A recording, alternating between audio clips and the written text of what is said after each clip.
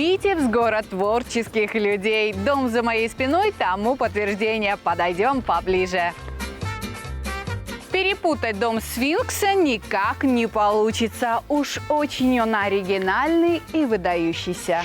Дом сфинкс – первый от въезда на дачные участки. Место расположения эффектное. Домик с экзотической пристройкой крышей находится на возвышении. Спокойно и даже безучастно южный гость смотрит на белорусские леса, поля и небо.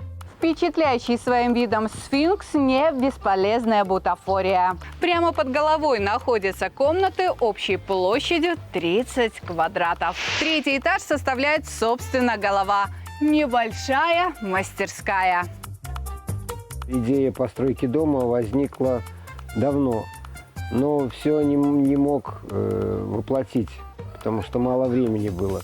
Форму головы я хотел изначально строить точно такую же, как она существует сейчас. Любимая женщина решила поэкспериментировать, и, покопаясь в интернете, мы нашли, как выглядел сфинкс изначально. Строительство и шло где-то в районе 2,5 лет, а макет просто с фотографией, которую выдал интернет. Расчертил, как в детстве, на черчении в клеточку, и все построилось. Украшательства дома начались отнюдь не с египетского сфинкса. Он лишь дополнил галерею необычных экспонатов этого дачного участка. До него хозяин Руслан украсил стены изображениями льва, змеи, атлантов, орлов и даже бога любви Купидона. Глядя на этого роскошного орла, даже не скажешь, что он на самом деле легкий.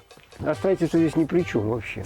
Вся идея пришла из того, что я увлекаюсь резьбой по дереву. А резьба по дереву надо чувствовать объем и объемные вещи.